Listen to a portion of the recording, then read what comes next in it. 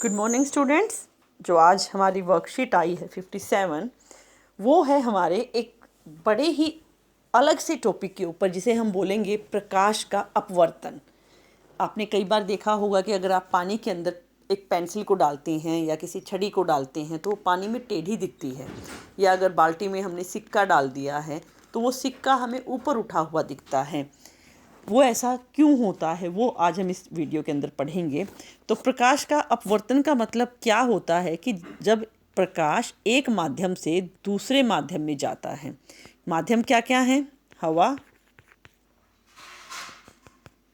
Air है हमारी माध्यम सबसे पहली, दूसरी तरल अवस्था है पानी हो गया, और तीसरा ठोस। ठोस में हम यहाँ पर ग्लास का स्लैब लेते हैं तो हमारा हो गया ग्लास, या कांच लिख देते हैं हम हिंदी में, इसको ग्लास ना लिख के।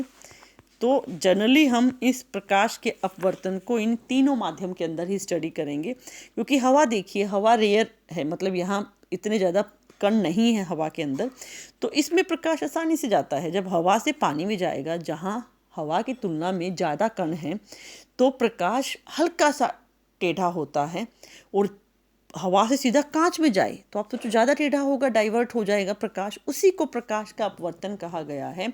जब एक माध्यम से दूसरे माध्यम में प्रकाश गुजरता है और कणों की सघन है ना, कितने ज़्यादा हैं, सघनता के कारण जो प्रकाश तिरछा हो जाता है उसे प्रकाश का अपवर्तन कहा जाता है। आई होप आपको समझ में आ गया होगा इस टॉपिक जो आज हम पढ़ने वाले हैं, इस परिघटना को।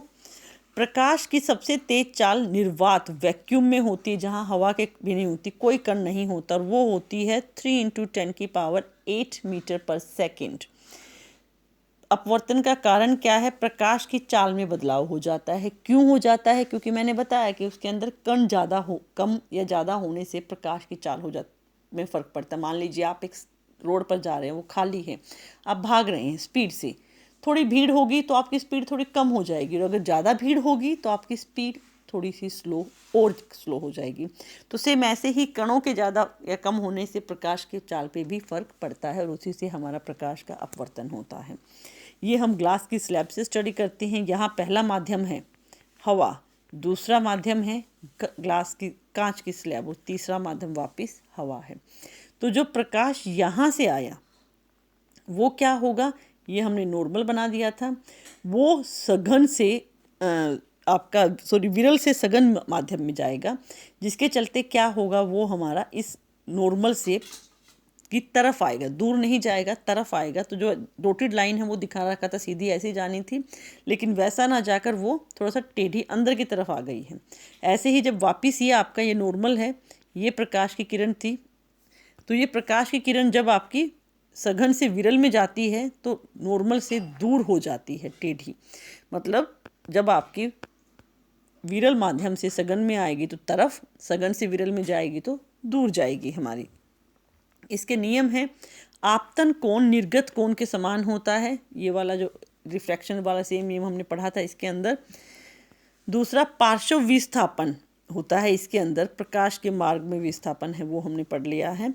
पार्श्व विस्थापन का कारण क्या है? एक तो पदार्थ का अपवर्तांक, कांच का जो स्लैब है इसका अपवर्तांक ज़्यादा होता है उसके अंदर, जिसके चलते अपवर्त बढ़ता है मेरा। ज़्यादा अपवर्तांक होगा तो अपवर्तन ज़्यादा होगा, कम होगा तो कम होगा। और इसकी चौड़ाई, ज़्यादा चौड़ा होगा तो भी हमारा अपवर्तन जो है वो ज़्यादा होगा। नियम क्या है? आपतित किरण, अपवर्तित किरण जो कोण बनती है आपतित किरण, और उसमें परावर्तित किरण हमने पढ़ा था। अब हम अपवर्तित किरण पढ़ेंगे। दोनों माध्यमों को अलग करने वाले पृष्ठ के आपतन बिंदु पर जो अभिलंब है, मतलब आपतित किरण, आती हुई किरण, अपवर्तित होकर गई हुई वो किरण, और ये अभिलंब, ये तीनों ही एक तल पर होते हैं। पहले वाले नियम की तरह बिल्कुल सेम था परावर्तन में ये। दूसरा, इनके कोण जो थे उसमें हमने बराबर पढ़े थे, आपतित कोण, परावर्तित कोण। इसमें हम क्या पढ़ेंगे? आपतित कोण और अपवर्तन कोण दोनों को कांस्टेंट होता है, स्थिरांक बराबर है sin I/ sin R, और इसी को स्नेल का नियम भी कहा जाता है। 1 मार्क्स में आपसे पूछ सकता है स्नेल का नियम क्या है। ये डेफिनेशंस हैं जो आपको बहुत अच्छे से याद रखनी है बेटा। मैं हालांकि इनको अपने इसी वीडियो के अंदर क्लियर कर चुकी हूँ, फिर भी हम एक बार इनको पढ़ लेते हैं। अपवर्तांक क्या है? एन से इसे डिनोट किया जाता है। माध्यमों के युग्म में प्रकाश की गति के अनुपात को अपवर्तांक कहते हैं। मतलब माध्यम 1 में प्रकाश की गति बाय माध्यम 2 में प्रकाश की गति, और इनकी जो रेशियो आएगी, अनुपात आएगा, उसे हम क्या कहेंगे? अपवर्तांक। जिसका अपवर्तांक ज़्यादा है मतलब उसमें अपवर्तन ज़्यादा हुआ है। निरपेक्ष, निरपेक्ष होता है जब हम एक को दूसरे से कंपेयर करते हैं। यदि एक माध्यम निर्वात है, निर्वात में और किसी एक माध्यम में, मतलब निर्वात से हमने किसी माध्यम से उसका कंपैरिजन कर लिया, तो इसीलिए निरपेक्ष हो गया वो हमारा। प्राकर्षिक सघन माध्यम, सघन माध्यम दिए गए दो माध्यमों में जिसका अपवर्तांक अधिक होगा, मतलब जो जिसमें कणों की संख्या भी ज़्यादा होगी, वो सघन होगा। विरल, जिसके अपवर्तांक कम होगा, वो विरल होगा। जब प्रकाश की किरण विरल से सघन की तरफ जाती है तो उसकी चाल कम हो जाती है और अभिलंब की ओर झुक जाती है, जो मैं यहाँ बता चुकी थी कि विरल से सघन की तरफ तो अभिलंब की तरफ जाएगी। इसका उल्टा, सघन से विरल की तरफ जाएगी तो अभिलंब से दूर जाएगी। अभी तक जितने भी पदार्थ हमें पता लगे हैं उसमें हीरे का अपवर्तांक सबसे अधिक होता है, सबसे ज़्यादा उसमें जो प्रकाश है वो टेढ़ा होता है, तिरछा होता है। चलिए अभ्यास के प्रश्न देख लेते हैं। कांच का अपवर्तांक 1.5 है और C3 × 10⁸ है, तो कांच के में प्रकाश की चाल ज्ञात करना है।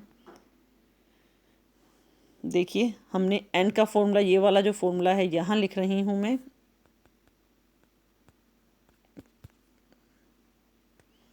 n क्या हो जाएगा मेरा, ऊपर हमें क्या लिखना है?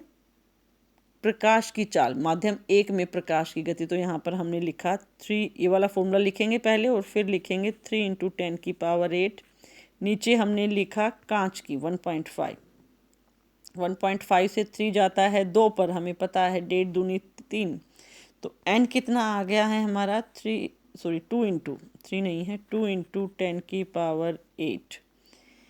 ठीक है, प्रकाश अपवर्तन के नियम है, ये रहा प्रकाश अपवर्तन का नियम। सेकंड क्वेश्चन है ये हमारा, कांच के स्लैब द्वारा प्रकाश के अपवर्तन का चित्र बनाना है। ये चित्र आपको 3rd के अंदर बनाना है, पूरा का पूरा चित्र आपकी NCERT की बुक के अंदर भी दे रखा है।